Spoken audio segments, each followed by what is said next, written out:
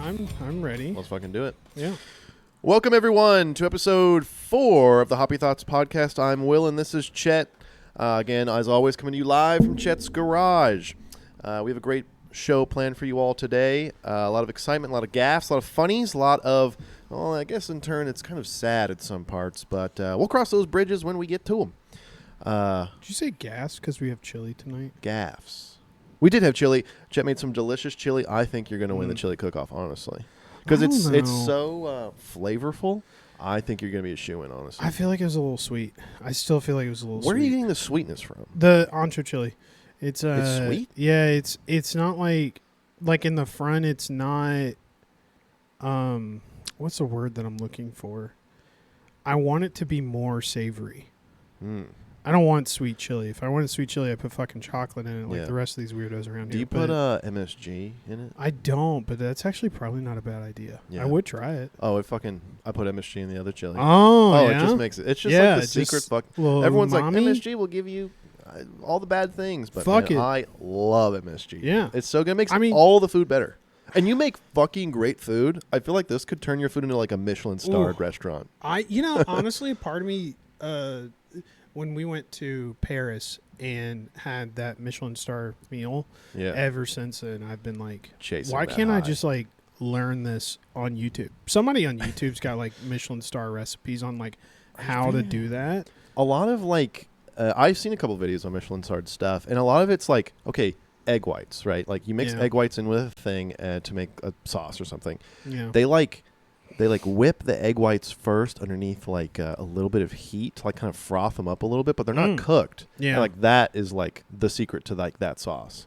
And they'll use like the best ingredients, sea salt from this place, a faraway world, and it's hand milled by aboriginals. Like, see, and that's when I think I see the biggest difference is when I actually use fresh instead of frozen. There's so much frozen shit that's pushed down on us. Like, you know me. Every time I cook, I put Holy Trinity in it, which is for anybody who doesn't know what that is. It's a combination of green bell peppers, onion, and celery, just really equal good. parts. And I put that in fucking everything. If you go to a grocery store, they call that seasoning blend. Yeah. And sometimes they even don't have celery in it. They just use green bell peppers and onion. That seems right. Sometimes they'll even have the red bell peppers in it. Dog shit. It's terrible. Yeah. It's not good. You cook it and it gets like almost like chippy because it's like it gets very dry even when you put it in oil. It's just not good. So that's when we started making our own. We just like it's just fresh as always. Chop better. it up, buy some vegetables, and mix it together. It's such a better difference. I agree. Well, you were the one to procure the beer today. Yes. You want to give us an introduction, a little history about what this is or how you got it? I have no history. I can tell you exactly how I got it, and I can tell you a story of not the first time that I had HB, or what we have learned is Hofbräu. Or Hofbräu. Something like that. And then Julian's pronunciation guide on YouTube said something completely different that it was so wild that I don't know if we trust that. It could totally be wrong. But instead of telling you about the history of the beer, I can tell you about what happened as soon as I got the beer, which was a flat tire. I bought this beer. I walked out of Total Wine. Shout out Total Wine, best liquor store ever. Sponsor us. Reach out to us. Email us. That would be sick. We'd love to drink all your products. So I picked this up because, one, it's seasonal. It's October. Fuck it. Might as well have a good Oktoberfest beer. We've had a couple of Oktoberfest recently, and I felt like this was the most authentic. That is like, in my mind, when you say I want a German beer, HB. Like that, it's like Corona. The box says the first beer they brew was in 1589. I believe it. I think it's crazy. good. I think it before really the is founding good. of America. It's all I drank this in Efes in Turkey, which is a Turkish beer. I think, actually, I could be wrong on that, but I loved Efes. Efes is good. It's kind of like a Peroni Italian, very crisp. But, yes, I figured for an Oktoberfest beer, we needed to do this correctly, though. So, I will go ahead and start opening these beers. Sure. And we'll go ahead and get started on these. But the picture on the box, there's a picture of a lovely, I don't know if the camera can see it, but a lovely but kind of fake German couple. I learned that the woman, like, I guess it's not really a costume. I don't want to make light of a fancy traditional dress, but it's called a dirndl. A dirndl. I don't know what the men's is called. Maybe it's like a dirndl or something. Crocodile Dundee. But yeah, it's just a kind of silly name. Thanks. Oh, wow! Even like formed a perfect head on it. Actually, wow. Oh, just wait. Just hold on to that. Don't drink it just yet. Okay. Nice and cold. I would like to go to Germany. I mean, I've heard bad things about Germany, but I've heard a lot of good things recently. The bad things kind of happened, a little while back. 6.3% alcohol by volume. Yeah. Best by date, which 5/26. Kind of a doozy, I feel like, for an Oktoberfest. Normally they're like, I say like 4 and 5%. Also, I learned my mistake with this one. You should. Oh shit, bro!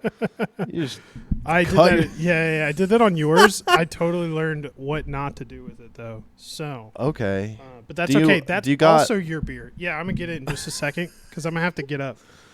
Okay. Dang, Chet just ripped his hand open. I really did. I sliced that what bad we boy. sacrifice for. You know what's really funny is I did it the first time here. And you did, and I was like, "Oh, I won't do that again." And then did it on my thumb here, and was like, "Huh." I was. Yeah.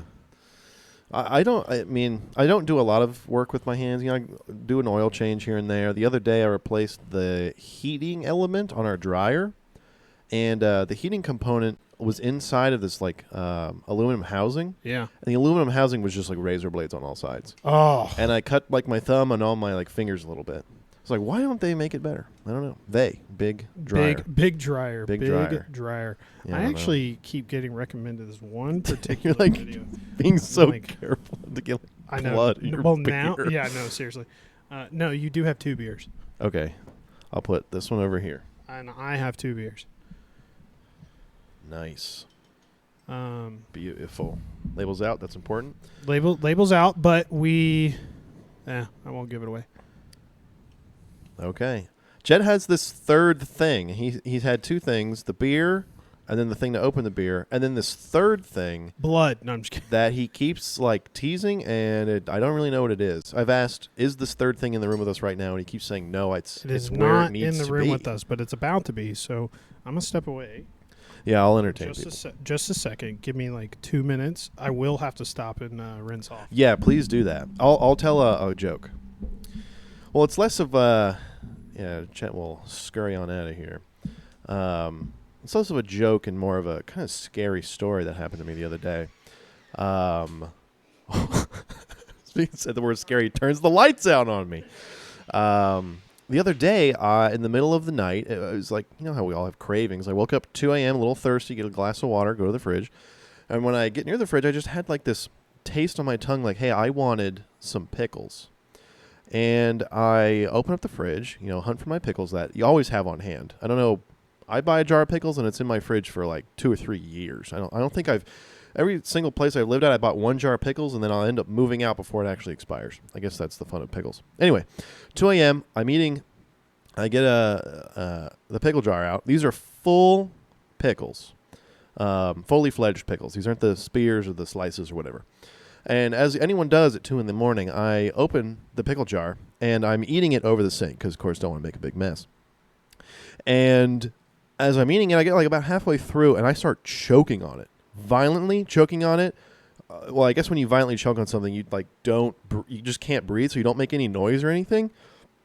And again, middle of the night, I was with I was living at the apartments near my college, and my roommates, dead asleep. Excuse me. And I just like panicked. I just totally panicked. I like hit myself into counters and all these things. Like the whole situation was just a really big deal.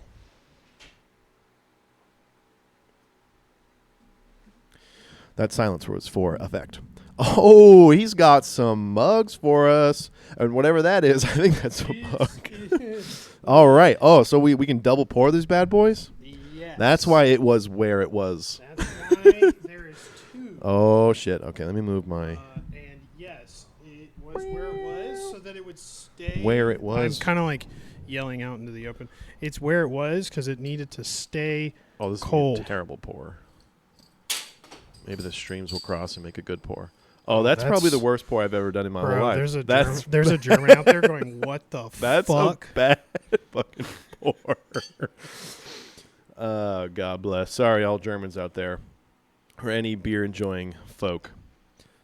Look at this head. I will say this is a little sacrilegious to be in a Budweiser glass, but yeah, unfortunately, it's America. What I got. It's a melting pot of different cultures and things. Hey, as we're doing this, my icebreaker for the day was a would you rather? Would you rather have infinite beer of any kind at any time? Like, boom, there's beer next to me, in front of me, and I get to drink it. Okay. Or never be hungover again. Oh, So you still have to pay for your alcohol and everything, but you just never get hungover. God, this is the worst pour ever. I'm almost siding with like infinite beer. Infinite beer? Infinite beer. Because at least you can like temper yourself, you know? Yeah. Some days you don't have to drink beer. Yeah, some days you just don't drink beer, but like if you do have infinite beer, you can just have infinite beer and then yeah. It's great because it's always the moments that you don't have beer that you go, damn. I want a beer. I want a beer. I wish we had a beer here. Yeah, I thought like if I never got hungover again, I would just drink every day. But that would really shorten my lifespan. Oh, drastically. I mean, technically, the way to probably solve hangovers is you would never get intoxicated. Man, I'm glad I didn't give you this glass. I didn't clean it good enough. Oh, what was in it? I don't know. Some like floaties? Some dust particles, maybe a little bit of blood. The bleeding's kind of stopped. At least the one on the back of your finger. We got classic. This one's not so bad. This one I took a nice little chunk out of my thumb. Yeah, you're bleeding pretty good, I suppose. We could turn this into the Halloween episode. With all the blood. Anyway, that is true. Hey, I'll give you a cheers before you get too comfortable. Oh yeah, appreciate it. Hey, appreciate cheers, it, brother. Thank you. Cheers. Oh wow. I'll figure that out once I'm gonna take my bloody rag once the beer goes down here. Well, fantastic. I think that will bring us into our main topic for the day. Thank you for these beers. Thank you for these mugs. We're about to have a good time. Oh, goodness. Today, I got the inspiration for our main topic because my wife was like, you should talk about true crime. True crime. Which is probably the most successful genre of podcasts, I suppose. But I didn't want to do true crime of the States because a fair amount of people... That's fair. Know about the true crime of the States. So I just went true crime, Japan. Yeah. Serial killers, Japan. And they have interesting crime in Japan. They do. I mean, Japan just is a very unique place. Yeah. Very unique place. And it's, I would say it's most prominent, or at least the first one that came up on Google. Serial killer is also very Japanese. Like, it just feels the way it is, I suppose. So are you ready to learn about Tsutomu Miyazaki? Okay. Yeah. Very Japanese name. Because he's from Japan. Anyway, not from China. Tsutomu was born in August of 1962 as a son to a wealthy family. When we talked about Alfred Nobel last episode, he was born to a wealthy family, and look what he accomplished. So you can go a long way with wealth. Fun fact about him, he was born with a rare birth defect called radial ulnar synostosis. Okay. This is described as a fusing of his hand and his wrist joints, so he couldn't move his hands upward. Oh. He lived his whole life with his hands unable to go above flat. I bet you that they can go down, but not up. I bet you that motherfucker could swim. You think he could be swimming? That's a good question. I bet you could. Funny? If your body is preventing you from moving your hands up, you could probably just propel yourself so much better. He's in permanent flipper mode. I mean, is there why do you need to do this? That's kind of Name a thing where you need to do that. That's kind of like, have you seen American Horror Story? Yeah. Bits and pieces. I stopped watching it because it scared me. I'm not going to lie. Really? I didn't think it was that good. I got to season 4 or 5, but there's one season in which, and I'll cut to the chase here, where I forget the actor's name. I tried talking about him the other day because he did the Dahmer show. But he is the Claw Man. Yeah, that's in the Carnival season. Yeah, the Carnival one. Also, this is. I'm thinking about this. This is the second time I've made like claw motions on this podcast. So yeah, little shrimp. I do. Yeah, talk about little shrimps. Now I'm doing a little lobster. So he's got kind of weird hands, and it kind of lays a subtle foundation for what he becomes later, I suppose, in a very minor type of way. Back to Miyazaki's family. Miyazaki's family owned a local newspaper in their town outside of Tokyo, Japan. Okay. Which is an interesting business. What kind of town? Like small town, country town? It's like a suburban Japanese town. Okay. If it's a suburb of Tokyo, you can imagine there's probably some bigger skyscrapers and buildings around, and there's probably transit to get to the heart of Tokyo. Yeah. And this is the mid-'60s, so you'd imagine that newspapers are probably doing pretty well. Yeah, so actually, that's a good point. They're doing pretty good. They probably have a big operation. His grandfather and great-grandfather served on their city's city council. Oh. So they were kind of elders in the community. Yeah. You know what that means. Social stigma, baby. Yeah. Like, kind of. They knew your who family image is super important when you have like such a public figure in your family, especially in the 60s. Oh, for sure. Because of all of this, his family, per the Wikipedia, was very busy, and they really didn't have time to care for the children that much. So Mr. Miyazaki was pretty largely neglected, I would say. Oh, okay. Given the fact that they were working 24/7, 365. Yeah. He was primarily raised by his grandfather and an intellectually disabled man the family hired as a nanny. Which to me seems kind of... I don't know if that's sad. I mean, you're giving jobs to less fortunate. So I guess that's good.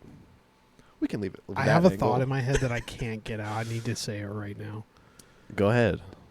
Okay. You know how like you hear the like little newspaper boy where he's like extra read all about it. Yeah. You know? Mm-hmm. Do you think they have that in Japan? Do you think they have like little newspaper boys that are like... Oh, for sure. I don't even know how that would be said. But do you think they have like a phrase that they said? I don't know. To, I'm not sell gonna newspapers. Are you trying to like get me to do a Japanese accent or something? I'm not trying. I mean, if you feel compelled, I won't stop you. But for sure, they definitely had those people. I imagine. I mean, why wouldn't you? Not necessarily the person, but like what I want to know is the phrase. Like maybe we can the look it fact up that later. We're in 2025. And I can go extra, read all about it, and we both know exactly what that phrase is from, where that originates from. Yeah. Do you it's think like town crier type of stuff? Yeah. Sorry, that was my thought. Oh, no worries. Thought accepted, thought received, thought commented on. You are listened to. You are valued. Okay, what is it? What are you, HR? So fast forward a little bit to Miyazaki's elementary career. He was, because of his wrist deformity, poor guy, he was largely kind of shunned by his peers. So he was kind of a loner, as you can imagine. You're a freak. You're, you can yeah, they the were bullying. Like, they were like, we're playing rock, paper, scissors. And he can only throw paper. He was like, fuck. He got beat every time. Yeah. He lost every single time. Poor guy. Yes, so he was kind of a loner, I guess. That was a good one. That's funny. Poor guy. Anyway, he lost himself so many rock, paper, scissors competitions that when he went to Mediya Nakano High School, which acted as a feeder school into one of the more prestigious universities, his grades totally tanked in the toilet. He was losing so many scissors matches. He's distracted by his losses. He couldn't focus on studying. What's wrong with me? Yeah, he's like, fucking. How do they know it's going to be paper? Every time. It's like they can read my mind. He was reportedly ranked 40th out of 56. So he's bottom quarter of his class. So he instead attended a local college and studied to become a film technician. Oh, so the people that would like run the movie theaters, I suppose. Dude, bottom of the ladder, the social ladder. Yeah. Bottom. Like so he's hanging out with the janitors. Yes. And I would say that's that's kind of a tidbit for what happens later. Film and photography and pictures and movies and shit like that, tapes. Yeah. He becomes very interested in those a little later. So that's a very interesting like nugget. Yeah. Pre-nugget. I mean, that can start a little breadcrumb. couple of different ways, but yeah, it could. Clearly, we're talking about him right now, and we don't know any of his movies, so. Yeah, I don't think you want to fucking know of his movies, dog. You'll find out. We'll find out real quick. Movies. In the mid 1980s, so he's about 18 to 20 or so by this time. Okay. He moves back home after college and shares a room with his eldest sister. Even though his family was relatively influential in their hometown, he expressed no desire to run the family business. So, which is not the right Japanese thing to do. Yeah, not the fucking right thing. Like, you better help us out. You pick an addiction and then you take on the family business. Exactly. Exactly. Around this time in his life, he began to really fall into a depression, having no real direction in his life and minimal support from his family. He has cited sharing with his family members that he was having thoughts of suicide, and they never really had sympathy for him, I would say. He was quoted that his family kept focusing on the physical and not the sentimental. Oh. So he had a bleeding heart. Just a big heart. Poor guy. His hands don't work. He's feeling sad. He's a sad little guy. Sad little Japanese guy. His only real supporter in life was his grandfather. Not even his eldest sister who lived with him. No. I don't think she was like in the room with him. He's like, I'm going to kill myself. And she's like, can you just do it somewhere else? Like, not in the corner there. I'm trying to make newspapers. Yeah. Yes, precisely. So his only real support structure in life came from his grandfather. Well, I don't know his name, but he's probably like a Mr. Miyagi type of guy. Yeah. You know, really appreciates sentimental relationships with the younger folks, especially in his family.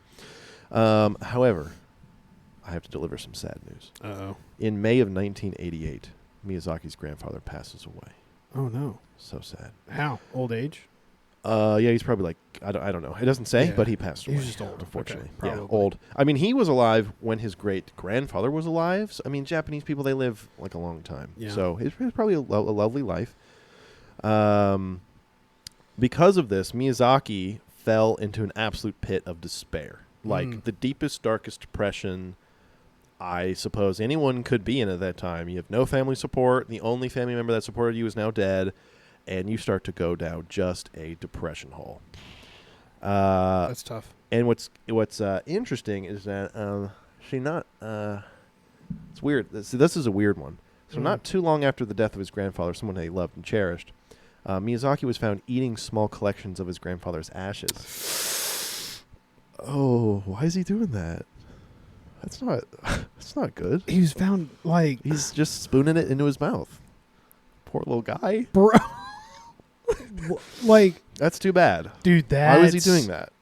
That's crazy. How do you go from there had to have been signs beforehand. I'm sorry, he was killing cats. Probably. And then they were just put it in the woods. We didn't see Miyazaki fucking kill that shit. And then they were like, sad. We can just ignore it. And then they walk in, he's fucking making little clay dolls and eating them out of his grandfather's ashes. And they're like, maybe we should be concerned. Yeah, I don't know if he was just eating spoonfuls of it or was he making it into putting it in salad dressing. Wait. I don't know. Wait, can we talk about the cinnamon challenge? Do you think he had a hard time?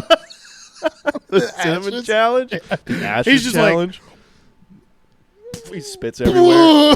Oh, God. That or he put it in his mouth because he was just like, I want to taste it. I just want to try it, right? And then somebody walked in while it was in his mouth. He's like, "Fuck! I didn't fucking think this through. I'm gonna get caught." And they're like, "What's in your mouth?" He's like, "Dust from the vacuum." Yeah, something way better. It just does just go out. Yeah, so he's trying to fill the hole that his grandfather left with ashes from his grandfather. Should just try food. He should. If he's hungry, you'd think. A few weeks later, so May of 1988, he starts to really spiral, I would say. It starts with the eating of the ashes, at least from this. I think that's spiraling. Yes.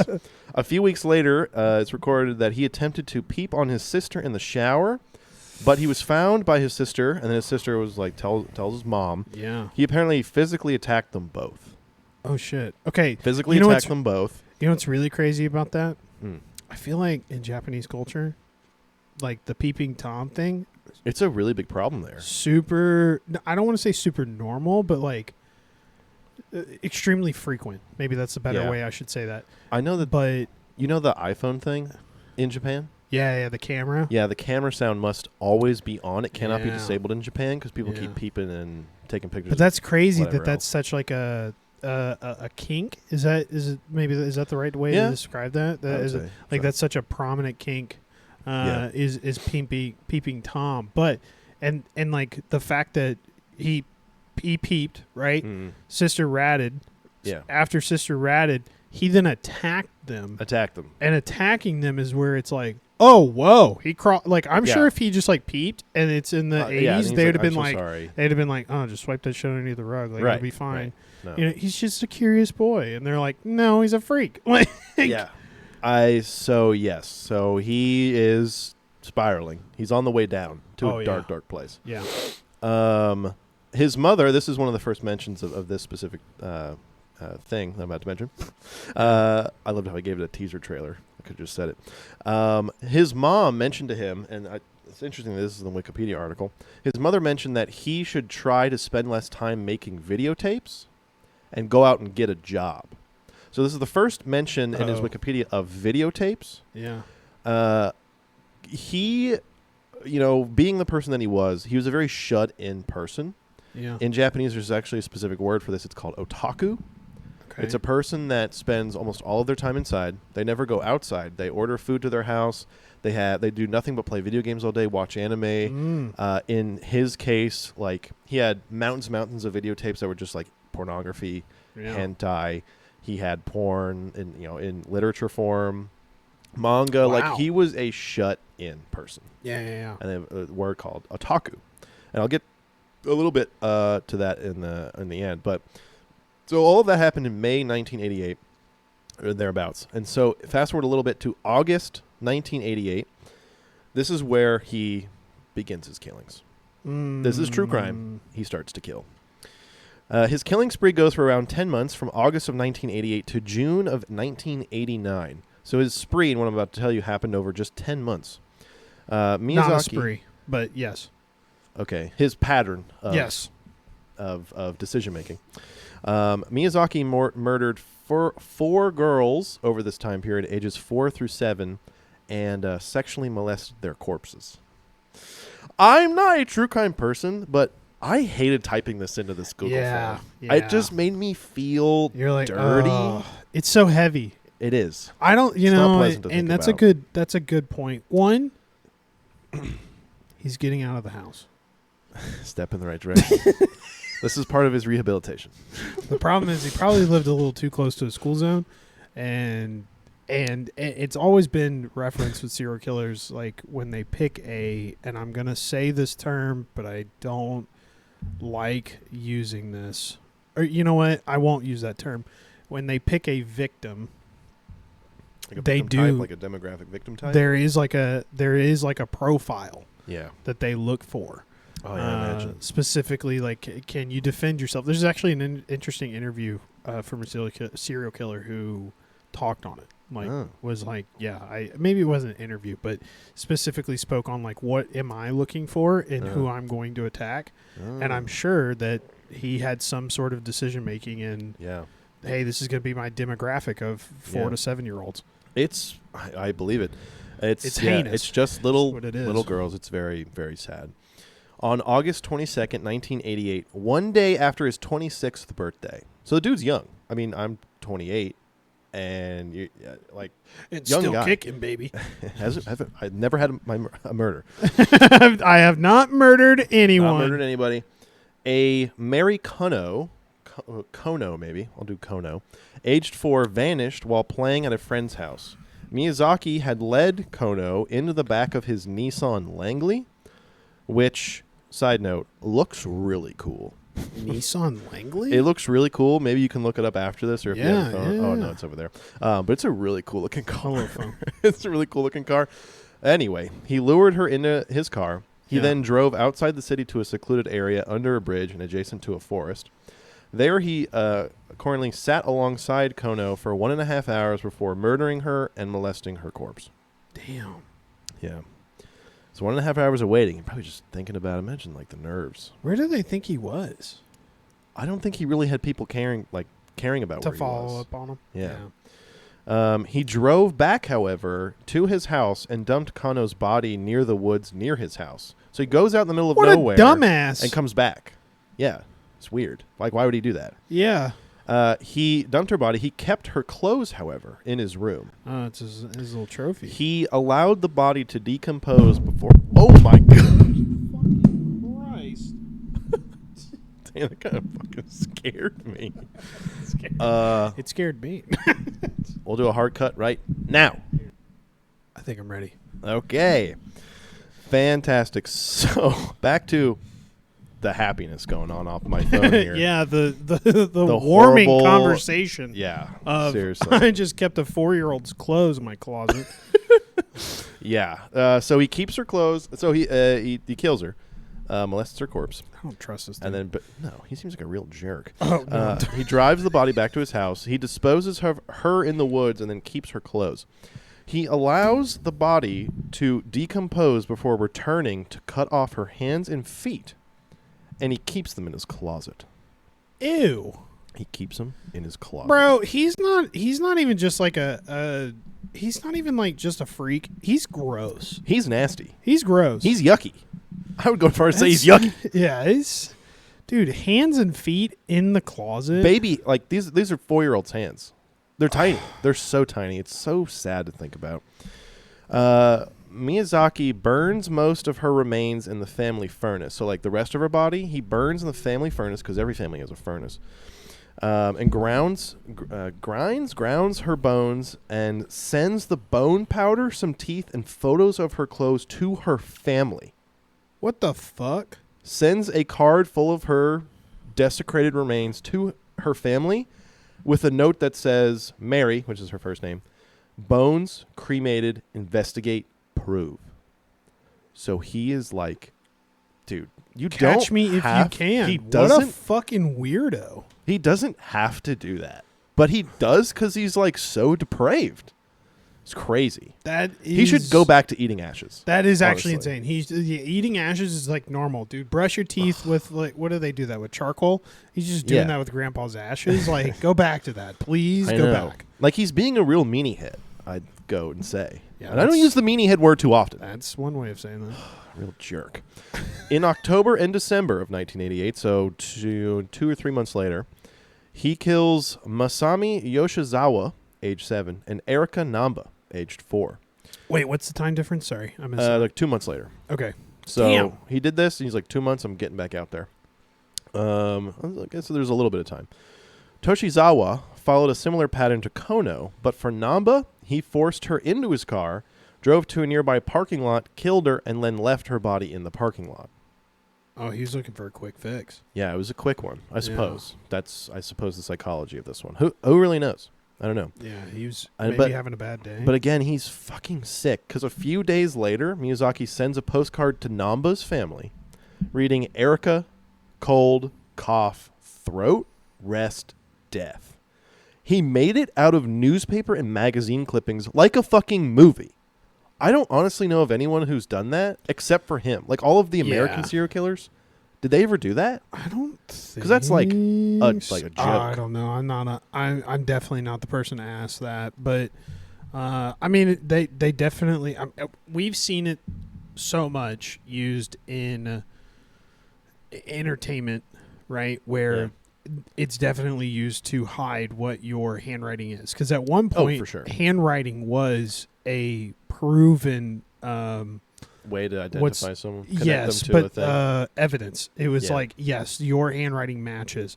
Now that's no longer something that's held up in court, but like that was common. Oh, I imagine. And what's kind of funny, there's so many layers to this, honestly. It's like a tragic poem.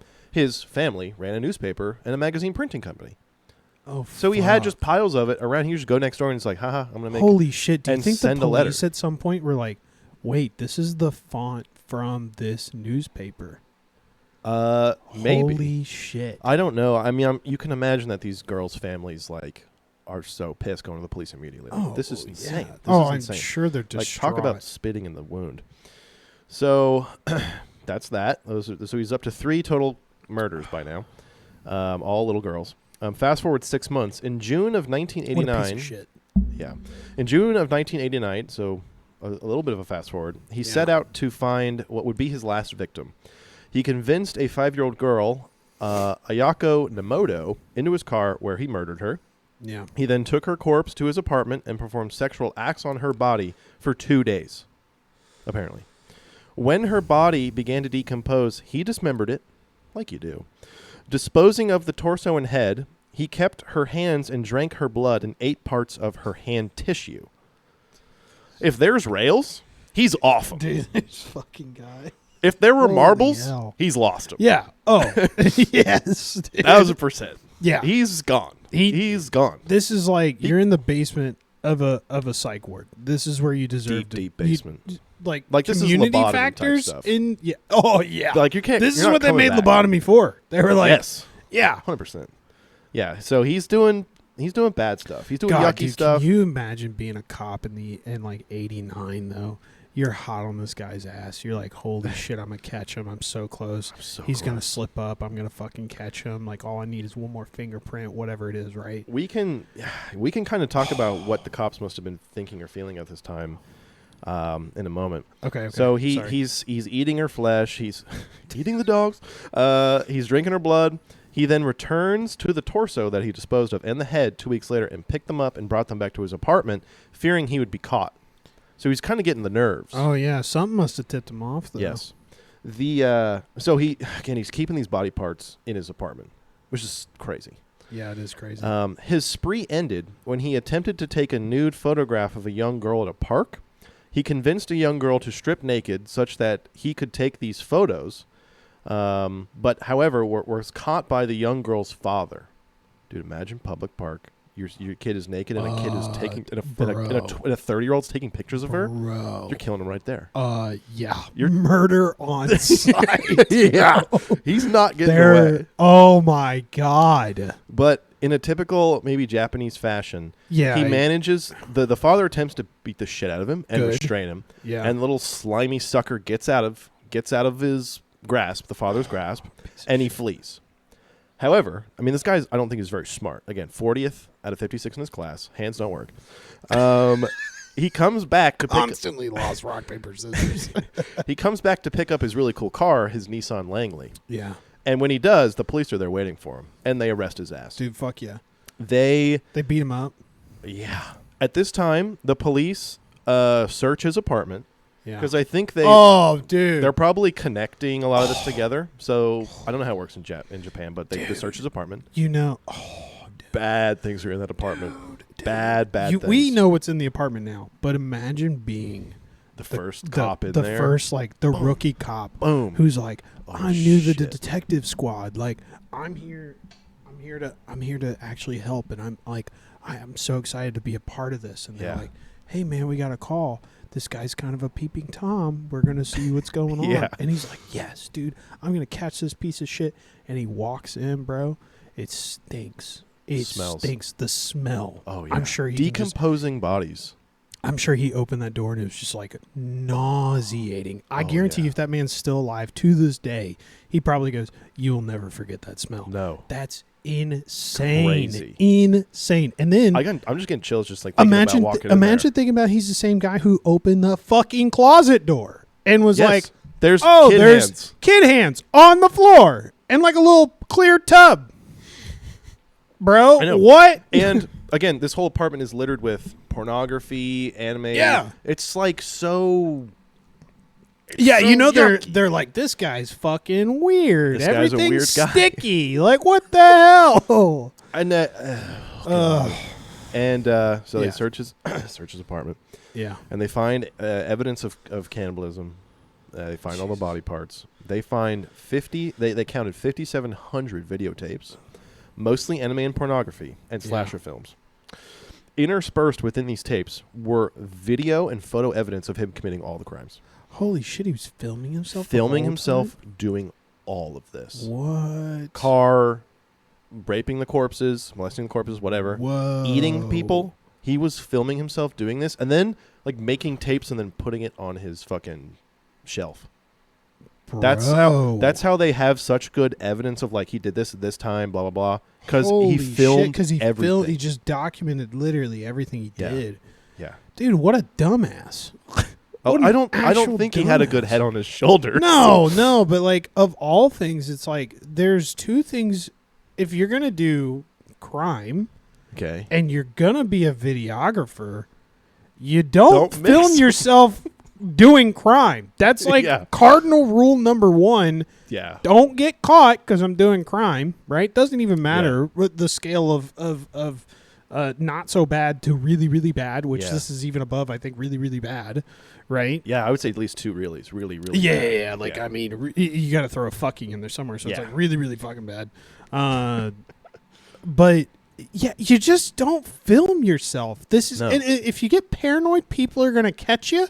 Guess what, man? Don't put it on a VHS tape on your shelf. No. You do this like a normal serial killer. Where you bury this in the ground and you don't give it up for 40 years. And then they're like, we suspected he killed 40 more other people, you know? Yeah. Like, think. But now you're just documenting, like, it's like when Facebook first came out and they're like, I brushed my teeth. Like, what, dude? I like, it's not like, I mean, this was in the late 80s. Like, serial killers were a thing already. People were catching that's true. and finding it was them. established at that point. I mean, like, I feel like he wanted to be caught. Like, it was kind of like a cry for help. This is so above a cry for help. Yeah, there is an attention aspect. He literally didn't care. There is an attention aspect where it's like they don't have the foresight for like the repercussions of the things that they're doing. They almost, I don't want to say enjoy the chase because it's not like they enjoy being pursued by police. They enjoy the concept of what I'm doing is wrong. Yeah, it's like a naughty thing. It's a very, very naughty thing. Yeah. And like that I think is really what how do I add on the layers of what I'm doing is wrong and make it riskier. Right? It's at the top, like, I mean, like think about all the serial killers we've seen. It's always been a progressive thing. It goes from like I'm stretching the envelope. I've started something and now I'm just expanding on my portfolio of the fucked up things that I'm doing. Yeah. So I truly do think that yes, it just becomes more and more heinous. Yeah, I mean that's why I think that kids who like torturing like little animals. Oh, animals! Yeah, that's one of the first signs. That's one of the first signs. Yeah. So, and like I suppose we don't learn or hear much about international serial killers, but like this is like I would say up there with some of the most fucked up American serial killers. That's pretty bad. That's pretty bad. I mean, like if I guess his kill count wasn't that high. He's low on the leaderboard in that sense. But still. Like, but like I feel like his like expansion into what he was doing, going from nothing to eating grandpa's ashes to killing little girls is a wild turn of events. All in like a year. Yeah. In 6 months he was doing that. Yeah. Crazy. Dude, you ever seen on a cartoon where they're like, oh, little Timmy, well, where's your head at? And he turns his little envelope around. And it's just fucking, like, yeah. And they were like, Miyazaki, put that away, like. They could definitely. And he was just like, I'm gonna film myself, like. And so he's actually arrested. Sorry, he couldn't grab a pencil.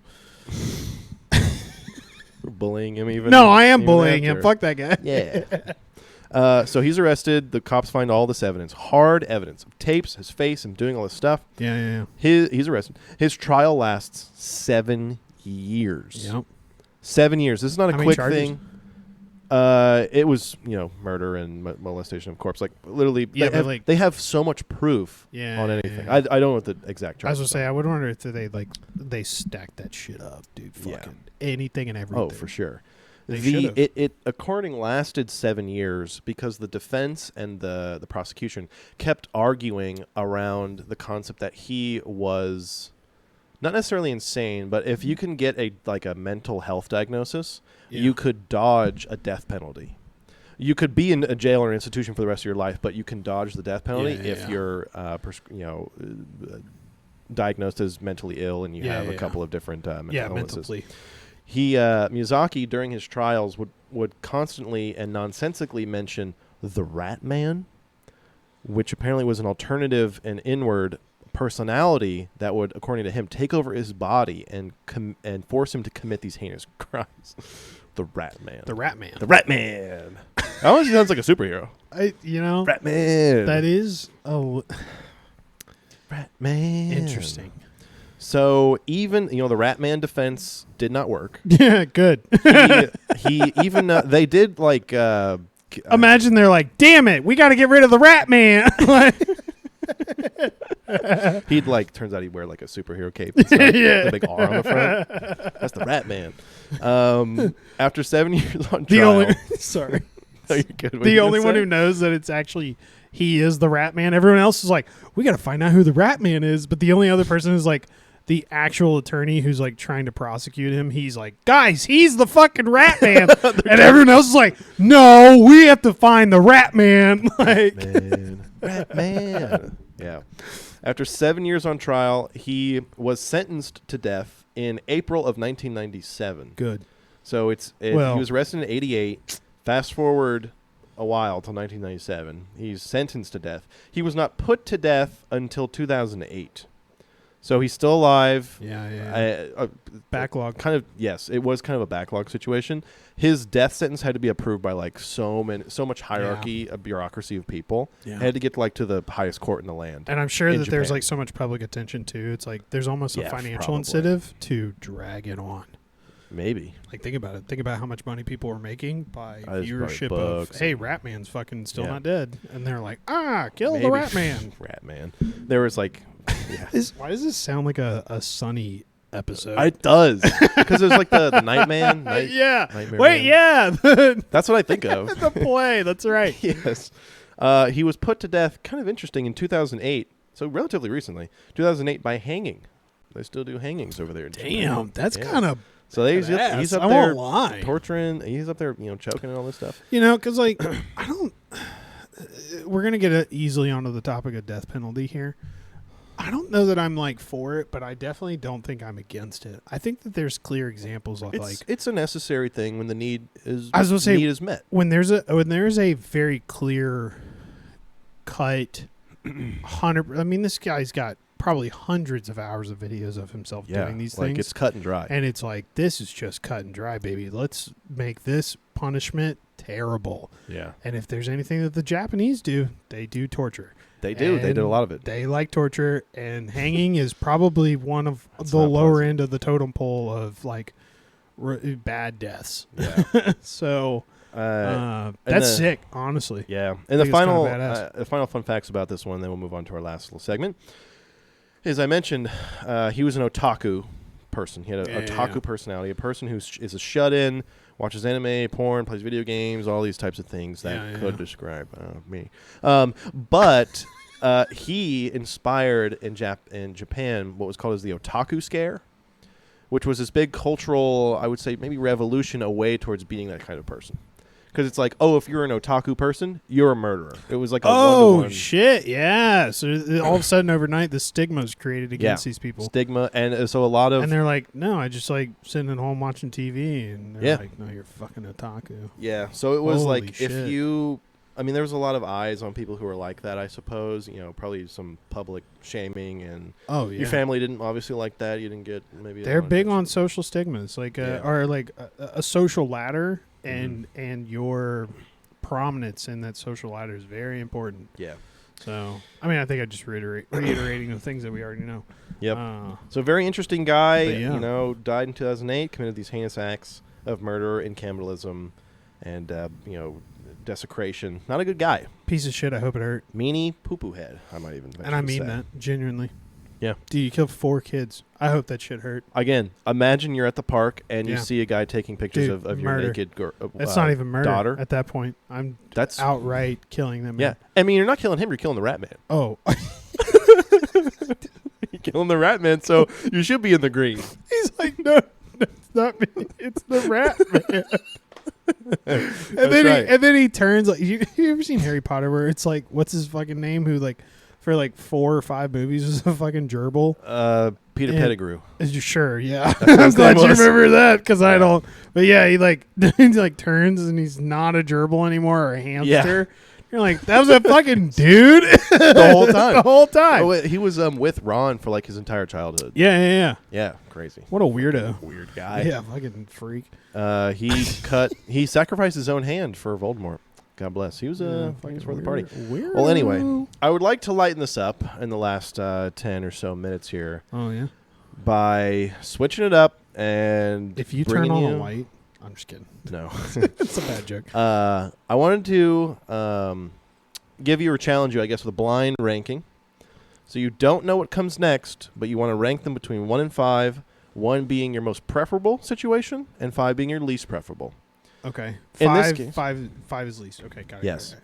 Got it. With this blind rank, you are going to focus on and think about people you want to hang out with at a bar. These are strangers. Okay. Based on our previous topic, I thought you were about to say people you want to hang. No. People you want to hang out with at a bar. These are total strangers. Okay. Blind rank 1 to 5. 1 being most preferable. 5 being I don't want to hang out with them. Hold on. Let me take a swig for this because yeah, sure. It's questionable. Number 1. A middle-aged Nigerian man who you cross paths with in the bathroom, and because you said excuse me to him, he latched on to you and now follows you around the bar, talking to you in a language you don't understand. Okay. This, I know why you said this one. Yeah. I have a great story about how I stayed at a bar. Megan was out of town. I cannot remember for the life of me what for. But I was out at a bar and I closed down the bar with a guy from South Sudan. He's still here in Louisville, Kentucky. He moved here. I have not seen him since. Great guy. Yeah, cool guy.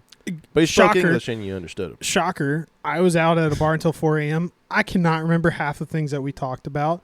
I just remember the events of which that I was at a bar.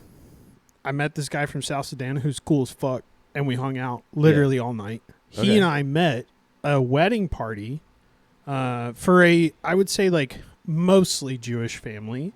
Okay. And if you can imagine this, in a dive bar, I'm hanging out with a guy from South Sudan, and we're hanging out with a Jewish wedding party. Yeah. And it was sick. It was awesome, nice. Bro. We did shots. We hung out. We had great conversations. Nice. But he was such a nice guy. He, of course, moved here. Yeah. So I You're putting high then. Oh, yeah. To relive that Based experience. off of that interaction alone, I'm just going to go ahead blanket and say, well, okay, so your prompt does say I don't understand him, though. Yeah, he does not speak English. You don't understand, but he just keeps kind of following you around and trying to talk to you. I'm going to say number 2. Okay. I'm going to say number 2. That's pretty good. I had a blast. I mean, that's a very that's one of those bar memories that I go, man, what a great night that was, dude. Nobody else was there. Nobody else was able to live that memory with me, but it was a blast. Nice. I'm glad you had a nice time with the man. It was. The number 2, a drunk female friend of a bachelorette party that is so fascinated with feeling your bald head. Oh, that's a quick 5. 5. That's a quick 5. Like, you just can get away from me. Yeah, no, I get real annoyed when people are like, oh my God, you're bald. Especially people that I haven't seen since college. I get this occasionally. Yeah, you don't know this girl. Where they're just like, yeah, and that's even worse. I don't fucking know you, and you're just like touching me. Yeah. Look, I like to be social. Don't get me wrong. I don't like people touching me. I'm not a big like. Hell, I don't even commit acts of PDA with my wife. Like, I'm just not a big. Yeah. I just that's not me. That's girl not. Like, oh my God, you're behind, and you're like literally stop. And she, she's like, oh, wax on, wax off. And you're like, shut the fuck up, Bridget. So you're like, I will literally shove you. Like, leave me alone. I don't like you. All right, so you got 2 and 5. Okay, yeah. Number 3. Danny DeVito method acting as Frank from It's Always Sunny. Oh, dude, number 1. Number one?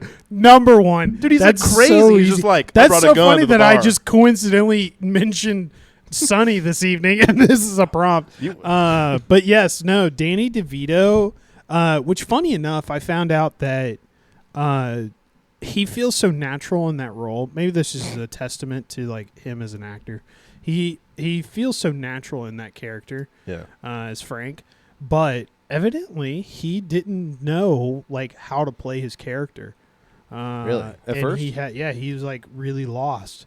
And so he really had I think his name's Rob. I don't know. Rob? I'm trying to remember. But anyhow, they really helped him and coached him into like, this is what's funny. Do this, say this, and people will really enjoy it. And he was like, fine, I'll do that. Oh, okay. But he was like, this isn't my kind of humor. Yeah, that makes sense. It is its own class. Yeah. So that's number one. You want to be hanging out with Frank. Oh, dude. Yeah, I want to be hanging out with Frank. Like, That's let me get you some beers, man. Easy, he's Frank. Like, we need to start a dump truck business. Right now. My wife, I can get money from my wife. She's taking all my money. I can't remember. There's something about those guys, though, that you can also like push them to the edge. You can be like, there's the abyss, my guy. All you got to do is take another drink. And then they're like, he gets stuck in the vents. There's somebody in college. I won't say names and I won't reference like genders here. There's somebody in college who, by proxy, they were dating someone else that I knew, and man, they were in our friend group of like not what I would say like my damn, is that what it sounds like when I'm fucking fidgeting with my mic all fucking...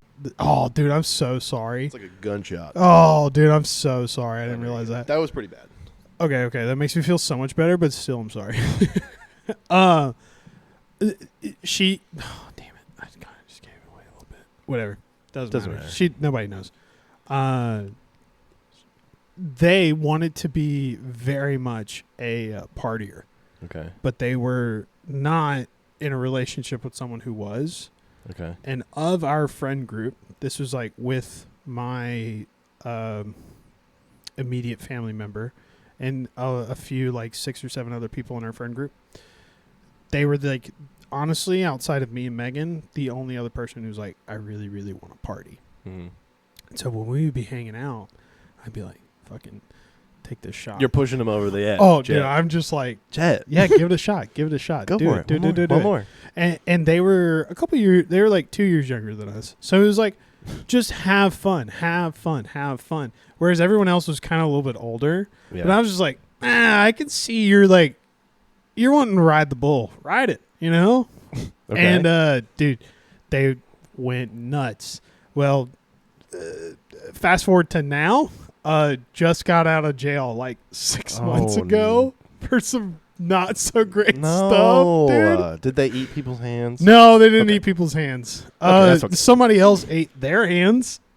What? Yeah. Oh, got into a fight. Yeah. Did a little not bit of good stuff. Domestic violence. Maybe? Oh, possibly somewhere around there. Oh man, dude. When I found that, there's out, the edge. Like, you pushed. There was an edge, and you pushed them, and then they in my defense, I felt like it was more like we were just having fun all the time. And in all honesty, it was a good time. And I would still like,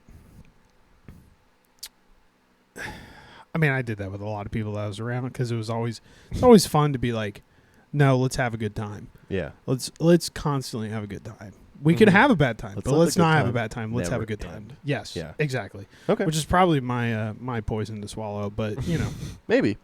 Okay, so you got number 1, number 2, and number 5. So you got number 3 and 4 to give away here. Okay. Number 4 is a finance bro, clearly on coke, who cannot stop talking about his mom and how much he misses being away from her. Dude, honestly. So he misses his mommy, and he's like, I miss my mommy a lot. I feel like, 4. Easy 4. Yeah, easy 4. Don't like this guy. No, and I'll tell you why. I can at least so annoying. Yeah, I can at least navigate that conversation. Right? Where you feel like you can talk your way through that, but people on coke, they have a tendency to not recognize the things that they're doing. That everything is just like clear cut to them. Yeah. And so it makes it really easy to have a conversation with them. They don't get hung up on shit. They're just going to blow right through it. Whatever. It doesn't matter. Literally blow right through it. Yeah. That's funny. Yeah. That's a funny one. But... yeah, no, that's an easy 4 to me. Number especially because, they're in some stupid-ass little fucking vest. Yeah. I love a good vest, actually. Little finance bet. Yeah, Everyone's little seen a finance vest. Yeah. It's actually, you know what it really is nowadays? On-cloud shoes. See him in those little fucking chino pants with some on-cloud shoes. You're like, Jesus fucking Christ. I wonder where his mom is. Anywho, that means you got 3. Number 3 is left, and number 3 is this person. Number 5. Godzilla. A guy. No fucking way. A guy in a dinosaur costume named... Dude, no way. That's what I fucking wrote. A guy in a dinosaur costume named Randy. He's pretty cool. That's a fair 3. That's a 3. That's a fair 3 because it does depend on the dinosaur costume. It's one of those ones that blow up. You know, like like the T-Rex one with the window on the front. Yeah. Honestly, you know what that is? Boo at the zoo. That's just Boo at the zoo. Literally, you'll be hanging out, you're volunteering, you're like, hey, here's a piece of candy kid, here's a piece of candy kid, and then there's someone dad named Randy coming up. He's like, you want a little smoke of this joint? I'm like, Randy, no! Meet me behind the giraffes. Like, you know, like. Awesome. So to redo your order, you got Danny DeVito, method acting as Frank. You have a middle-aged Nigerian man who you do not understand, but follows you around the bar. And you have a guy named Randy in a dinosaur costume. Yeah. He's pretty cool. That is pretty cool. Then you got a finance bro high on coke, and then you got this female drunk girl who just cannot stop touching your bald head. That's totally I feel like it's a pretty good order, honestly. Because, like, of all of those, the touching thing is really still get what I stand on. Don't touch me. Get away from Don't fucking touch me. Get away from me. Oh, my God, don't fucking touch me. Well. Especially my head. And if it's like we're going out, it's freshly shaved. I know there's a little bit of a sheen on it because I use lotion. I'm a normal human being.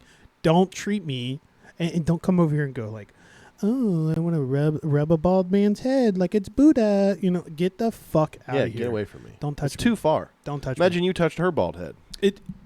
That's not okay. Now I'm an asshole. Exactly. Now you're the worst person on the planet. Exactly. Anywho. In line with Miyazaki.